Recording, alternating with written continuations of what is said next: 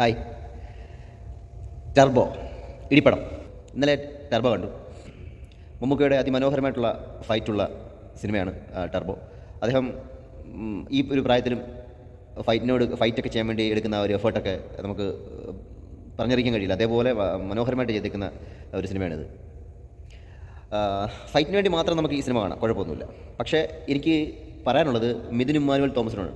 അദ്ദേഹത്തിൻ്റെ ഈ ഒസ്ലർ എന്ന് പറഞ്ഞ സിനിമ അത് തന്നെ വളരെ ബുദ്ധിമുട്ടിയാണ്. കാരണം വെച്ചാൽ അത്ര ഹൈപ്പ് കൊടുത്തൊരു സിനിമയും കൊണ്ട് വന്നിട്ട് നമ്മൾ പ്രതീക്ഷിക്കുന്ന അത്ര ഈ സിനിമയിൽ നിന്ന് കിട്ടുന്നില്ലെന്നാകുമ്പോൾ നമുക്കൊരു ഒരു ഒരു ഇറിറ്റേഷൻ ഉണ്ടല്ലോ. അതാണ് നമുക്ക് ഈ സിനിമയിലും എനിക്ക് ഫീൽ ചെയ്തത്. കാരണം മമ്മൂട്ടി കമ്പനി, മമ്മൂക്കയുടെ ഒരു നല്ല ആക്ഷൻ സിനിമ, അതുപോലെ തന്നെ വൈശാഖിൻ്റെ സംവിധാനം, ഇതുപോലൊക്കെയുള്ള സംഭവങ്ങൾ കേൾക്കുമ്പോൾ ആൾക്കാർ ഒരുപാട് ഹൈപ്പ്, ഒരുപാട് പ്രതീക്ഷകളുമായിട്ടാണ് നമ്മൾ തിയേറ്ററിലേക്ക് ചെല്ലുന്നത്. ഇന്നലെ എനിക്ക് പടത്തിനോട് വലിയ ഇതായിട്ടൊന്നും തോന്നിയില്ല.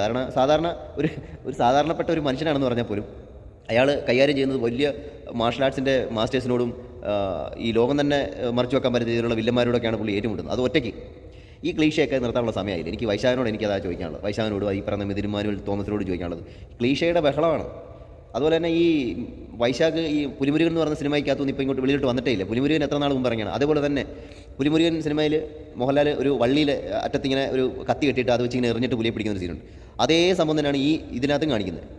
ഷാളൊക്കെ വെച്ചിട്ട് വില്ലന്മാരുടെ കഴുത്തിന് ചുറ്റി വലിക്കുകയാണ്. ഈ ഷാൾ ചുറ്റി എങ്ങനെയാണ് വില്ലന്മാർ ചെയ്യുന്നത്? കുറേ സംഭവങ്ങളുണ്ട്, പറയാനാണെങ്കിൽ ഒരുപാടുണ്ട്. അതുപോലെ തന്നെ ഈ പുലിമുരുകൻ സിനിമയിലാണെന്നുണ്ടെങ്കിൽ ഭാര്യ പേടിയുള്ളൊരു നായകനാണെന്നുണ്ടെങ്കിൽ ഇവിടെ അമ്മയെ പേടിയുള്ള നായകനാണ്. അതുപോലെ തന്നെ ഒരുപാട് ക്ലീഷേഴ്സ് ഇതിനകത്തും ഉണ്ട്. നമ്മൾ സിനിമ കാണുന്നുണ്ടെങ്കിൽ നമ്മൾ എന്താണ് കുറച്ച് എൻ്റർടൈൻമെൻറ്റും കുറച്ച് നമ്മൾ കാണാത്ത രീതിയിലുള്ള സംഭവങ്ങളും ഇതുപോലെയൊക്കെയുള്ള ഒരുപാട് സംഭവങ്ങൾ ഉണ്ടെന്നുണ്ടെങ്കിൽ നമുക്ക് പടം ഇൻട്രസ്റ്റ് ആവും. ഇത് ചുമ്മാ നമുക്കറിയാം, നമ്മൾ പ്രെഡിക്റ്റ് ചെയ്യുന്ന കാര്യങ്ങൾ തന്നെ സിനിമയെ കണ്ടുകൊണ്ടിരിക്കുമ്പോൾ നമുക്ക് വല്ലാത്തൊരു ഇത് തോന്നും.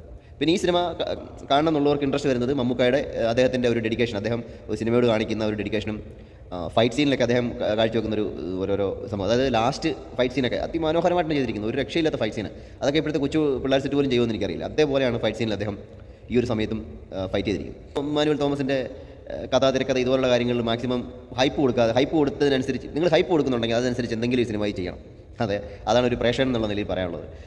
അതുപോലെ തന്നെ പടം കാണാൻ പോകുന്നവരോട് ഫൈറ്റ് സീൻ കാണുന്നതിന് വേണ്ടിയിട്ട് മാത്രം പോകുക, അല്ലാതെ കഥയോ അല്ലെങ്കിൽ ഇതുപോലുള്ള സംഭവമൊന്നും ഈ സിനിമയ്ക്കകത്ത് എനിക്ക് തോന്നിയില്ല. ഒരു കഥയോ അല്ലെങ്കിൽ പ്രത്യേകിച്ച് പുതിയൊരു സംഭവം ഈ സിനിമയ്ക്ക് ഇതാണ് വലിയ സംഭവമാണെന്ന് പറയാനൊന്നും തോന്നിയില്ല. എനിക്ക് തോന്നിയത് ഒറ്റ കാര്യമുള്ളൂ, മമ്മൂക്കയുടെ ഒരു തെലുങ്ക് സിനിമ, അതായത് തെലുങ്ക് സിനിമ കണ്ടില്ല, ഇങ്ങനെ ചൂണ്ടുവിരലോട് നിർത്തുന്ന ട്രെയിൻ തിരിച്ചു പോവുക, ഇതുപോലെയൊക്കെയുള്ള സീൻ, അതുപോലെയൊക്കെ കാണുന്ന ചില സിനിമ ഉണ്ടല്ലോ, അതേപോലത്തെ ഒരു ഇടിയുള്ള ഒരു തെലുങ്ക് സിനിമയുടെ ഡബ്ബ് സിനിമ അതുപോലെ എനിക്ക് തോന്നിയുള്ളൂ. അതല്ല ഒരു മലയാള സിനിമ കാണുന്നുള്ളതെന്ന് എനിക്ക് തോന്നിയിട്ടില്ല.